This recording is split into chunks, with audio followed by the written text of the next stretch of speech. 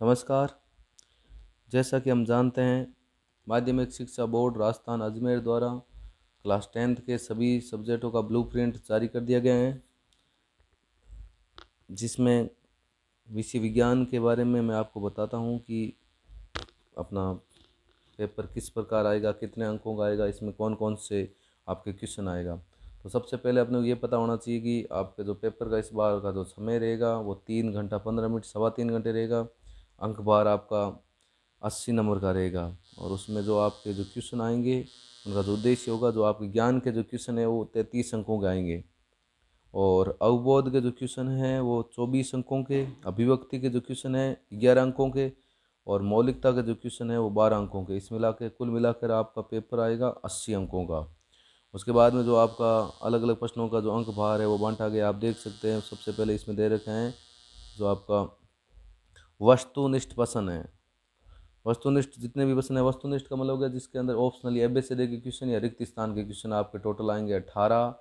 एक क्वेश्चन 1 अंक का होगा और उनके लिए मतलब जो पेपर में करने का जो आपका समय होता है वो लगभग 28 मिनट का होता है। उसके बाद में अति लघुरात्मक हैं। अति लघुरात्मक में 12 क्वेश्चन आएंगे। मतलब अति लघुरात्मक का मतलब हो गया जिसमें आपको उत्तर एक शब्द में या एक लाइन में देना है, वो आपके 12 क्वेश्चन आएगा। एक प्रश्न 1 अंक का है, टाइम लगभग आपके पास 23 मिनट होगा इसके लिए। लघुरात्मक जो क्वेश्चन हैं वो आएंगे आपके 13। एक क्वेश्चन 2 अंक का होगा और उसके लिए संभावित जो टाइम होगा लगभग 51 मिनट का होगा। उसके अनुसार आप पेपर करोगे। दीर्घ उत्तरात्मक जो प्रश्न है वो 4 आएंगे। एक क्वेश्चन 3 अंकों का आएगा और इसके लिए लगभग संभावित टाइम है वो आपका दिया होगा 41 मिनट। और निम्नात्मक क्वेश्चन आपके 3 आएंगे। एक क्वेश्चन 4 अंकों का होगा और कुल उसके लिए लगभग टाइम होगा आपके पास 52 मिनट। कुल मिला के पास आपको समय मिलता है 195 मिनट, बोले तो 3 घंटा और 15 मिनट।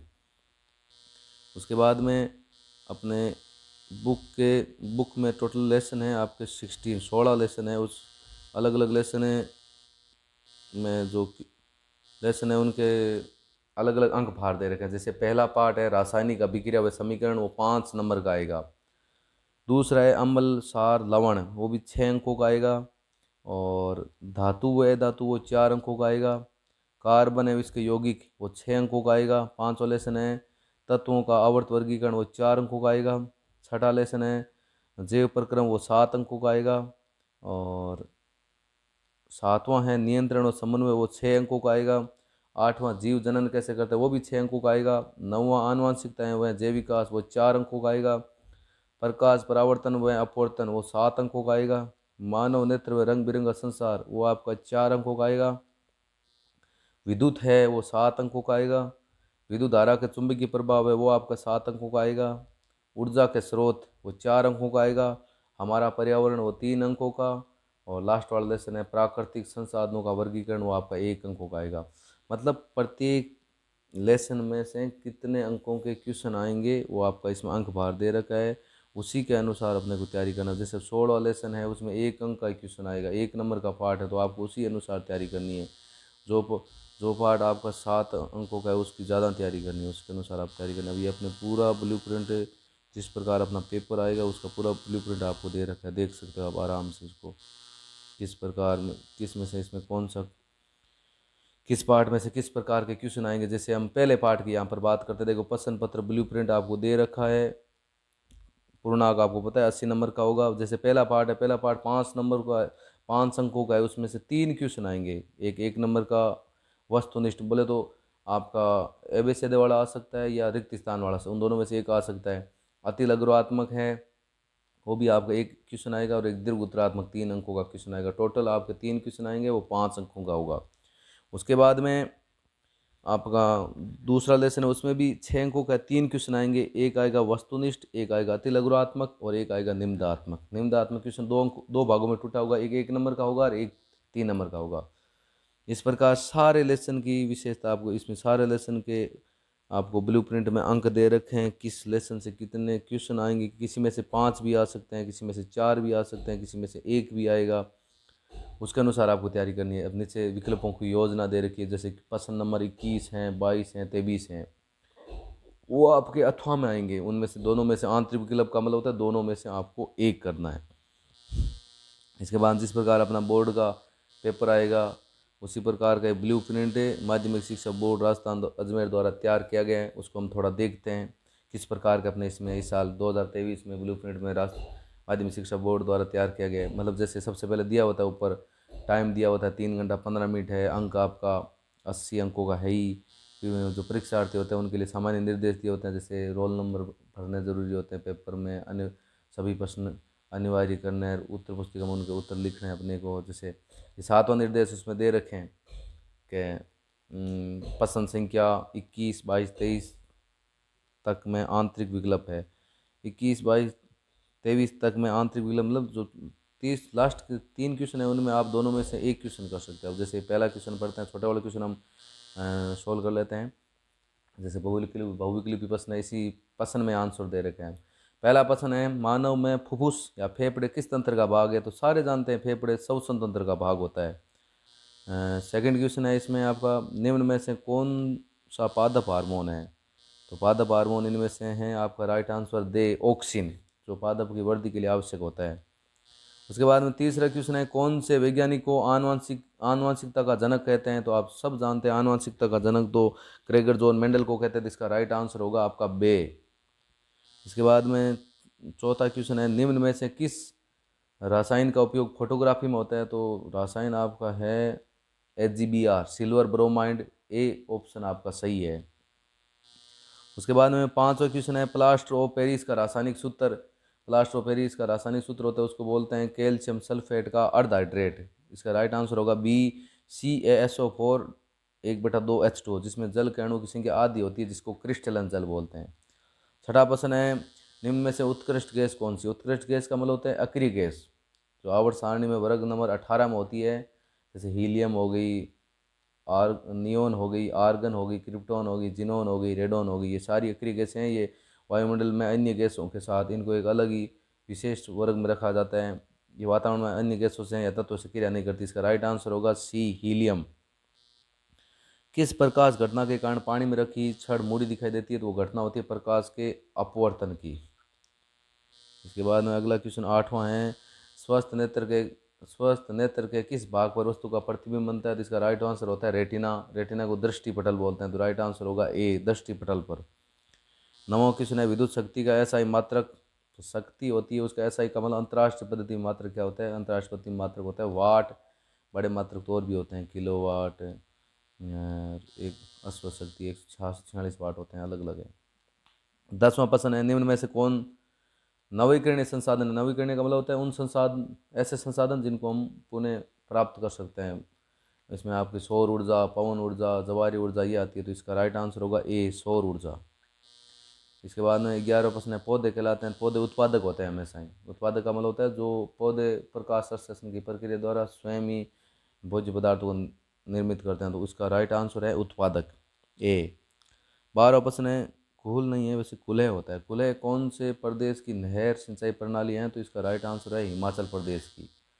ये आपके 12 प्रश्न आए हैं एबीसीडी के। उसके बाद में 6 क्वेश्चन आएंगे रिक्त स्थान। सेकंड क्वेश्चन है उसमें 6 क्वेश्चन रिक्त स्थान का आएंगे। इसमें क्वेश्चन नंबर फर्स्ट है कि कार्बन की संयोजकता कितनी होती है? संयोजकता का मतलब होता है किसी परमाणु के बाह्यतम कोश में उपस्थित इलेक्ट्रॉनों की संख्या। तो कार्बन की संयोजकता होती है 4, क्योंकि कार्बन के बाह्यतम कोश में उपस्थित इलेक्ट्रॉनों की संख्या होती है 4, तो उसकी संयोजकता 4 हो जाएगी। दूसरा क्वेश्चन है, परमाणु के किसी कोश में इलेक्ट्रॉनों की अधिकतम संख्या ज्ञात करने का सूत्र क्या होता है? तो उसका सूत्र होता है 2n², जहाँ n पूर्णांक है, मतलब कक्षा की संख्या 1 2 3 कैसे भी 2n²। उसके बाद में दो तंत्रिका कोशिका के मध्य खाली स्थान को क्या बोलते हैं? सिनेप्स बोलते हैं, सिनेप्टिक दरार बोलते हैं, ऐसे कुछ बोल सकते हैं। सिनेप्स इसका राइट आंसर होगा। चौथा क्वेश्चन है, A+B का नाम लिखो, मतलब A की जगह क्या आएगा और B की जगह क्या आएगा? ये अभिक्रिया है प्रकाश संश्लेषण की, जिसमें कार्बन डाइऑक्साइड और जल मिलकर ग्लूकोज मतलब कार्बोहाइड्रेट, ऑक्सीजन और जल का निर्माण करते हैं। इसमें A में आएगा सूर्य का प्रकाश और B में आएगा क्लोरोफिल, क्योंकि पेड़ पौधे होता है उनमें प्रकाश के संश्लेषण की जो अभिक्रिया संपन्न होती है उनमें दो चीज़ आवश्यक होती है। एक तो होती है सूर्य के प्रकाश की उपस्थिति और दूसरा होता है क्लोरोफिल। उसके बिना वो पेड़ पौधे हरे पेड़ पौधे होते हैं वो भोज्य पदार्थों का निर्माण नहीं कर सकते। तो इसका राइट आंसर ए में भरेंगे सूर्य का प्रकाश, बी में भरेंगे आपका क्लोरोफिल। उसी प्रकार आपका 5वां क्वेश्चन है, उपयुक्त चित्र में प्रतीक चिन्ह अवयव के लिए प्रयुक्त होता है। ये आपका दिखाई दे रहा है कि ये किसके लिए आपका ये प्रतीक चिन्ह है, तो ये सेल का प्रतीक चिन्ह है। इसमें एक एनोड दे रखा है, एक कैथोड दे रखा है। आपका प्लस को एनोड बोलते हैं, माइनस को कैथोड बोलते हैं। छठा क्वेश्चन है, विद्युत जनित्र यांत्रिक ऊर्जा को किस ऊर्जा में बदलता है? तो यहाँ विद्युत जनित्र होता है वो यांत्रिक ऊर्जा को अपना विद्युत ऊर्जा के अंदर चेंज करता है। और उसके बाद में ये आपका हो गया 18 क्वेश्चन आ गए, उसमें से 6 रिक्त स्थान वाले हैं और 12 आपके वो क्वेश्चन हैं। उसके बाद अति लघुरात्मक प्रश्न की बात करते हैं। अति लघुरात्मक प्रश्न में प्रश्न नंबर 1 है आपका, लोहे की वस्तु पर पेंट क्यों करते हैं? सबको पता है, लोहे की वस्तु पर पेंट जंग से बचाने के लिए करते हैं। दूसरा है, उदासीन विलयन का पीएच मान कितना होता है? उदासीन विलयन का पीएच मान आपका 7 होता है। अगला है, मिश्र धातु के 2 उदाहरण, पीतल हो गया, कांसा होगा, स्टेनलेस स्टील हो गया। तो इसके बहुत उदाहरण हैं। मिश्र धातु मतलब 2 या 2 से अधिक धातु से मिलकर बनने वाली धातु मिश्र धातु होगी। मेथेन की इलेक्ट्रॉन बिंदु संरचना, वो तो आपको कॉपी बनानी पड़ेगी। जैसे मेथेन का सूत्र होता है CH4 होता है, मतलब एक कार्बन से 4 हाइड्रोजन परमाणु जुड़े होते हैं।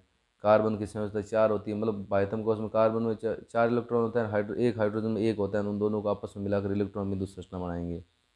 मेंडेलेव की आवर्त सारणी की एक कमी, मेंडेलेव की आवर्त सारणी होती है वो परमाणु भार के क्रम में व्यवस्थित होती है।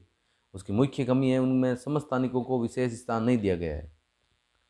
और उसके बाद छठा क्वेश्चन है, शरीर का संतुलन मस्तिष्क का कौन सा भाग बनाता है? तो उसका राइट आंसर होगा अनुमस्तिष्क। सातों क्वेश्चन है, नर में पाए जाने वाले लैंगिक हार्मोन का नाम? तो उसका राइट आंसर होगा अपना टेस्टोस्टेरोन हार्मोन, क्योंकि नर में लैंगिक हार्मोन वही होता है, मादा में होते हैं एस्ट्रोजन प्रोजेस्टेरोन, वो होते हैं आपके। आठवां क्वेश्चन है, विद्युत परिपथ में वोल्ट मीटर का क्या कार्य है? वोल्ट मीटर विद्युत परिपथ में विद्युत विभव को मापने का काम करता है। नंबर क्वेश्चन है, छड़ चुंबक के चारों चुंबकीय क्षेत्र रेखाओं का चित्र बनाओ। तो छड़ चुंबक होती है, उसमें 2 सिरे होते हैं, एक N होता है, दूसरा S होता है।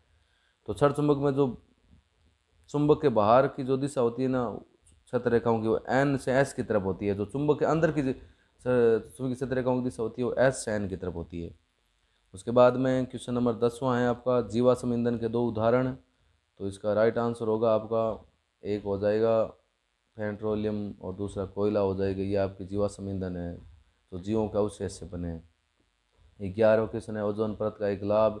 ओजोन परत जो अपना वायुमंडल उसके ऊपर की परत है, जो सूर्य से आने वाली हानिकारक पराबैंगनी किरणें, अल्ट्रावायलेट किरणों से अपने शरीर की त्वचा की रक्षा करती है, जिससे अनेक प्रकार के रोग नहीं होते अपने को। और 12वां क्वेश्चन है आपका, फ्लेमिंग के वामहस्त नियम में अंगूठा किसकी दिशा को दर्शाता है? अंगूठा होता है वो चुंबकीय बल की दिशा को प्रदर्शित करता है। ये थे आपके छोटे 30 क्वेश्चन। तो इसका मतलब ये हुआ कि इस बार बच्चों को मतलब छोटे प्रश्नों पर ज़्यादा ध्यान देना होगा, क्योंकि इनके गलत होने की संभावना ज़्यादा होती है। सीधा सा तो एक एक शब्द में इनका आंसर होता है, एक शब्द में आंसर होता है, यदि थोड़ा सा गलत लिख देते हैं तो पूरा नंबर सीधा 1 नंबर कट जाता है इसमें।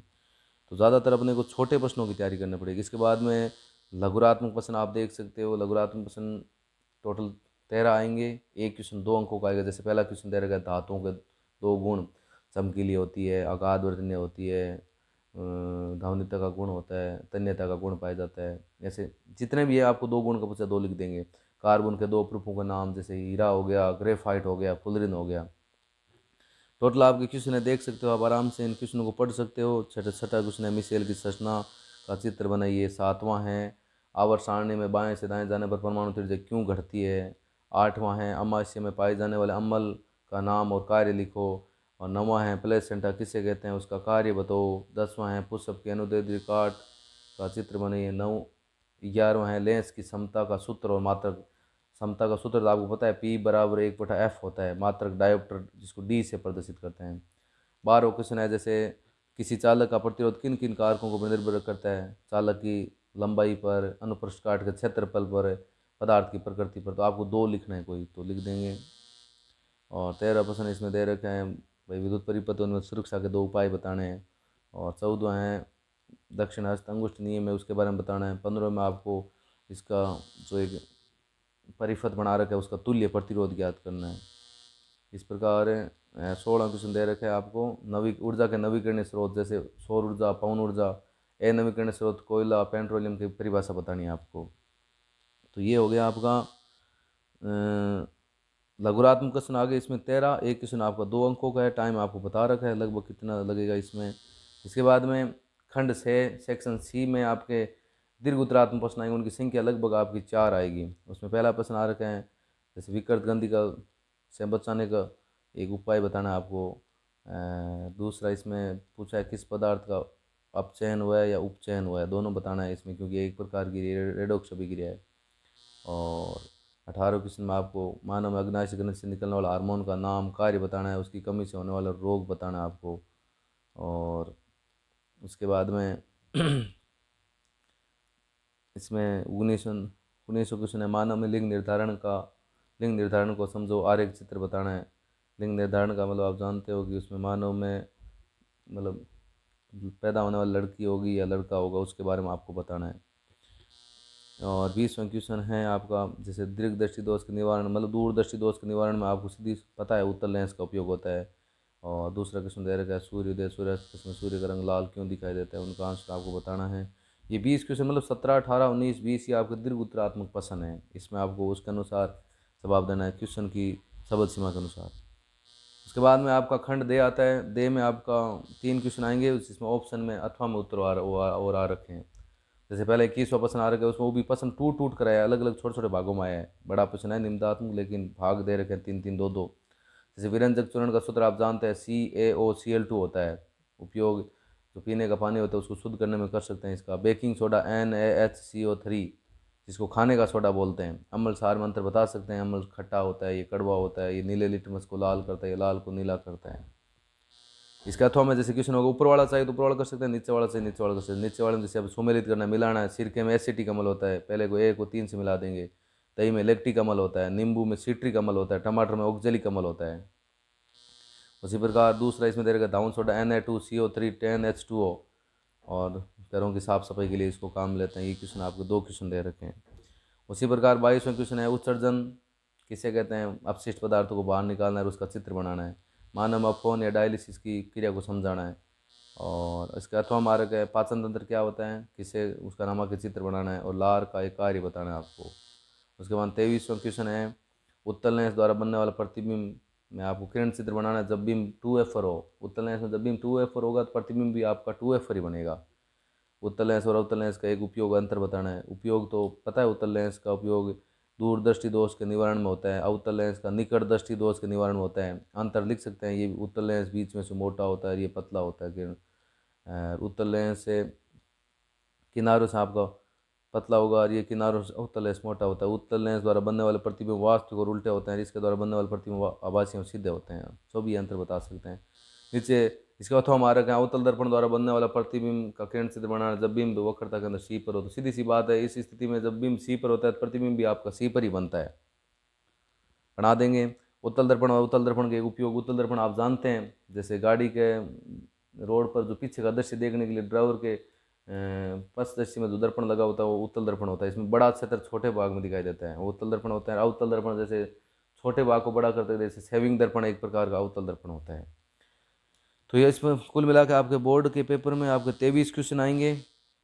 और ज़्यादातर इसमें बच्चों को क्या करना पड़ेगा कि यदि अंकों में बढ़ोतरी करना है तो आपको ब्लू प्रिंट के अनुसार पढ़ना पड़ेगा। ब्लू प्रिंट के अनुसार आप पढ़ोगे तो कम से कम 5 या 10% का फर्क पड़ेगा। क्यों, इसमें आपको जैसे 16वां लेसन है उसमें दे रखा है 1 अंक का बोले पाठ है, तो आपको उसके अनुसार ही तैयारी करनी पड़ेगी। एक 7 अंक का है, उसमें किस किस प्रकार के क्वेश्चन आएंगे, जैसे उसमें आ रखे हैं 5 क्वेश्चन 1 1 नंबर का आएंगे, तो आपको वो छोटे क्वेश्चन ज़्यादा तैयार करने हैं, उससे आपके परसेंटेज में बहुत ज़्यादा फायदा होगा। और कमज़ोर बच्चों के लिए इस बार भी बहुत ज़्यादा फायदा है, क्योंकि छोटे क्वेश्चन बहुत आएंगे, छोटे आएंगे तो अपने उसी प्रकार से तैयारी करेंगे ताकि अपने अंकों में कम से कम फर्स्ट डिवीज़न तो बन ही जाए। तो जिन बच्चों को मतलब जब बढ़िया परसेंटेज बनाना है उन बच्चों को ब्लूप्रिंट के अनुसार तैयारी करनी है। और साइंस सब्जेक्ट के अब मैंने आपको ब्लूप्रिंट बता दिया है, आपका पेपर किस प्रकार आएगा वो भी मैंने आपको बता दिया, कितने टाइम। यदि आप पेपर ठीक तरीके से करते हो तो आपका ये पेपर 2-2.5 घंटे में आप इसको कर सकते हो। लगभग आपके पास 45 मिनट का समय बच जाएगा यदि पेपर आता है ठीक तरीके से। क्योंकि ये विज्ञान विषय का जो पेपर आता है वो छोटा आता है, उतना बड़ा आता नहीं, क्योंकि इसमें बड़े प्रश्न नहीं आता है। बड़ा प्रश्न आता है वो टूट टूट कर आता है, उसमें आंसर आपको एकदम छोटे शब्दों में या कम शब्दों में लिखना होता है। तो धन्यवाद सभी को।